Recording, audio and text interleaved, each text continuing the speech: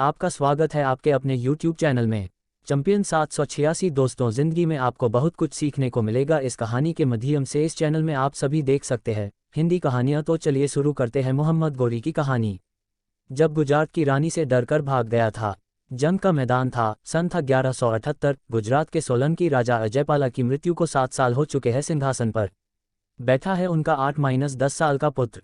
और राजधानी के करीब 40 किलोमीटर पर मोहम्मद गोरी अपनी सेना के साथ शिविर लगाए मुल्तान को फतह करने के बाद गुजरात को लूटने के मंसूबे पाले बैठा है। तभी गोरी का एक संदेशवाहक आता है और फरमान सुनाता है कि रानी और बालक के साथ राज्य का सारा धन उसे दे दो तो वो बिना खून खराबे के लौट जाएगा। रानी नैकी देवी, जो कदम्बा गोवा की राजकुमारी और गुजरात की रानी थी, ने संदेशवाहक को ये शर्त मान लेने का आश्वासन देकर वापस भेज देती है।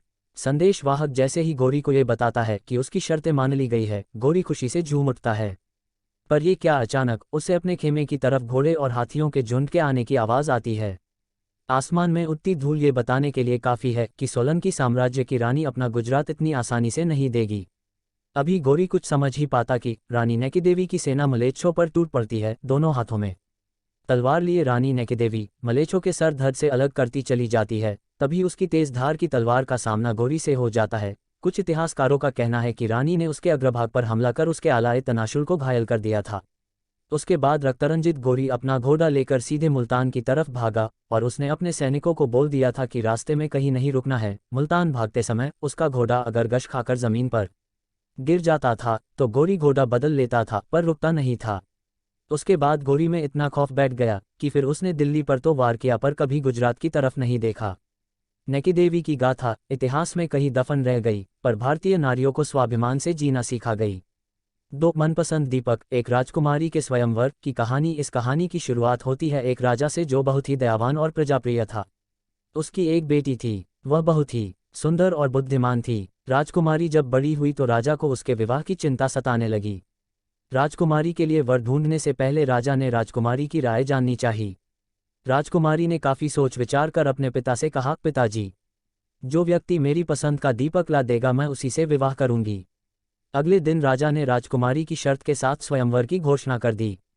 स्वयंवर का दिन आ गया। हाथ में दीपक लिए हुए युवकों की कतार लग गई, वह भी बहुत ही लंबी कतार। कोई युवक राजकुमार था तो कोई नगर सेठ, कोई साहूकार था तो कोई सासी बहादुर।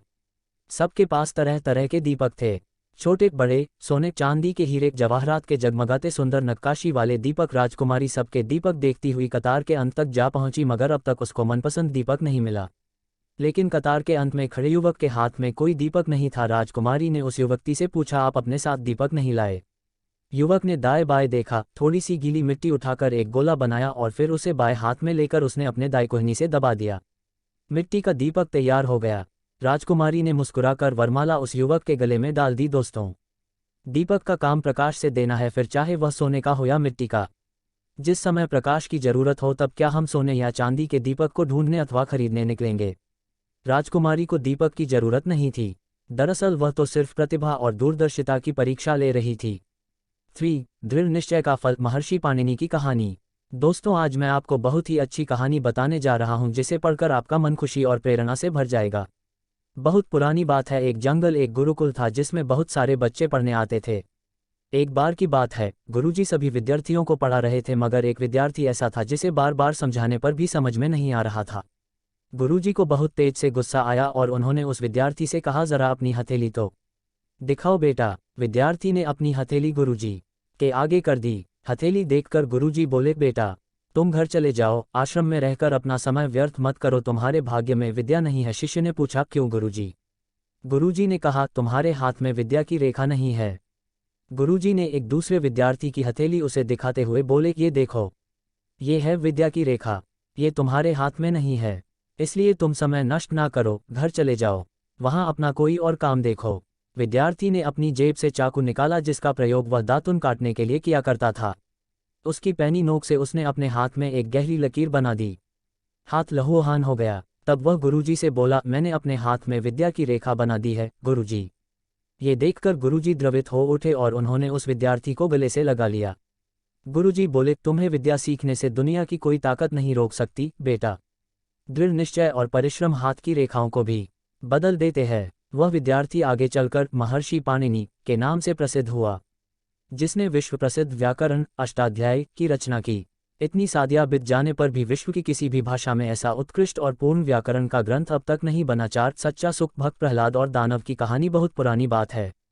एक बार भक्त प्रहलाद से दानवों ने पूछा, है प्रहलाद, सच्चा सुख कैसे प्राप्त होता है? ये सुनकर भक्त प्रहलाद हंस पड़े। फिर उन्होंने बोला, सच्चा सुख पाना बहुत ही कठिन है। ये तुम्हारे लिए असंभव है, क्योंकि तुम सच्चा सुख पाने वाले मार्ग पर नहीं चल सकते। दानवों ने सच्चे सुख के मार्ग को बताने के लिए भक्त प्रहलाद से बार बार आग्रह किया तो प्रहलाद ने बोला, जन कल्याण के द्वारा ही सच्चा सुख प्राप्त किया जा सकता है, किंतु तुम लोग यह नहीं कर सकते, क्योंकि तुम लोगों अपना बचपन खेल कूद और शैतानियों में गुजारे हो। युवा होने पर भोग तृष्णा में पाप करते हो और वृद्धावस्था में तुम्हारे पास पछताने के अलावा कुछ नहीं बचता है। सच्चा सुख तो कल्याण कार्यों के द्वारा ही प्राप्त हो सकता है। इसी में आत्मानंद और परमानंद प्राप्त होता है। प्रहलाद ने फिर उन दानवों से कहा, मैं भी तो एक दानव राज ही हूं, परंतु मैं जनकल्याण में लगा हूं। ईश्वर पर भरोसा करता हूं, इसलिए सुखी हूं। तुम लोग भी ऐसा कर लो, तुम्हारा भी कल्याण हो जाएगा। याद रखो, किसी भी उम्र में प्रभु सुमिरन तथा दुष्कर्मों का त्याग करके उनका प्रायश्चित कर लेने से सद्मार्ग साफ दिखाई देता है। उस पर चलते रहने से गुरु कृपा होती है, तब जाके सच्चा सुख मिलता है। प्रहलाद की इन बातों को सुनकर उन दानवों ने संकल्प लिया कि जीवन का जो बचा हुआ भाग है उसे व्यर्थ ना करके जनकल्याण में समर्पित कर सच्चा सुख प्राप्ति वाले मार्ग पर चलेंगे। परमात्मा पर भरोसा। एक राजा की कहानी। एक राजा था, उसका एक मंत्री था जिसका नाम जय सिंह था। वह बहुत बुद्धिमान तथा समझदार था। एक बार राजा के राज्य पर साथ वाले राज्य ने आक्रमण कर दिया। वह बहुत दुखी हुआ। वह अपनी जान बचाने के लिए गुप्त मार्ग से अपने मंत्री के साथ जंगल में पहुंच गया। उसके मंत्री को चाहे कोई दुख हो या सुख हो, वह हमेशा यही कहता कि परमात्मा जो करता है अच्छा ही करता है। परंतु राजा को यह बात अच्छी ना लगती, इसलिए जब भी वह मंत्री के मुख से यह बात सुनता तो जल भुन जाता।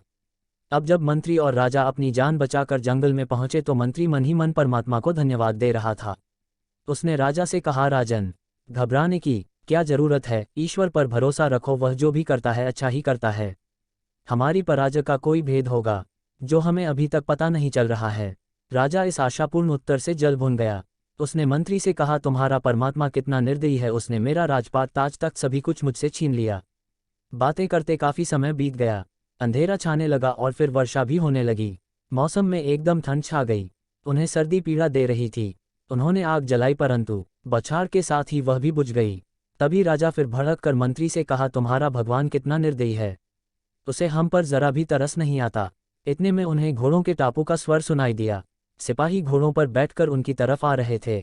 दुश्मनों के सिपाहियों को देखकर राजा का बुरा हाल हो रहा था, लेकिन अंधेरा होने के कारण राजा और मंत्री के घोड़े दिखाई ही नहीं दिए। तभी उनमें से एक ने कहा, जल्दी ढूंढो, वह यहीं कहीं छुपे होंगे।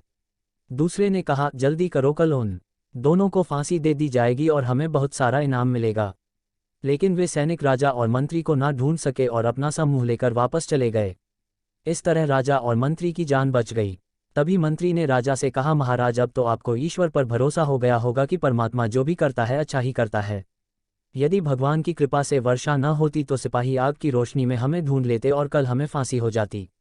अब राजा अपने समझदार भक्त मंत्री की बातें सुनकर बहुत प्रभावित हुआ। अब उसे परमात्मा पर विश्वास हो गया। उधर उसके राज्य में अचानक प्राकृतिक आपदाएं आई। राजमहल में बैठा दुश्मन राजा महल के मलबे में दबकर ही मर गया। चारों ओर हाहाकार मच गई। उधर मंत्री और राजा दोबारा अपने राज्य में चले गए। बिना लड़े भिड़े ही उन्हें राज्य पुनः प्राप्त भी हो गया। जिंदगी में उम्मीद का साथ मत छोड़िए, क्योंकि जिसने उम्मीद का साथ छोड़ दिया तो फिर जिंदगी उसका साथ छोड़ देती है। हर पल सकारात्मक रहिए, खुश रहिए, ऊपर वाले के आशीर्वाद के साथ और अपनों के प्यार के साथ, अपनी अच्छी और सच्ची मेहनत के साथ कर दिखाओ कुछ ऐसा कि दुनिया करनी चाहे आपके जैसा। ये कहानी हमें शिक्षा देती है कि संसार में लोभ नहीं करना चाहिए। जो दूसरों का भला करता है उसका स्वयं ही भला होता है। भगवान पर भरोसा। हम आपको हर वीडियो में सच्चा ज्ञान और अच्छी सीख दिखाने की पूरी कोशिश करेंगे। इन कहानियों का उद्देश्य किसी को व्यक्तिगत ठेस पहुंचाना नहीं है, बल्कि हमारा यही प्रयास है कि इन कहानियों के माध्यम से आपको कुछ सीखने को मिले और आपका मनोरंजन हो सके। अगर आप भी कहानियां सुनने के शौकीन हैं तो हमारे इस चैनल यानी चैंपियन 786 सब्सक्राइब कर लीजिए और साथ में घंटी को दबाकर, और ताकि आने वाली वीडियो आपको तुरंत मिलती रहेगी। फिर मिलेंगे अगले एपिसोड में। धन्यवाद।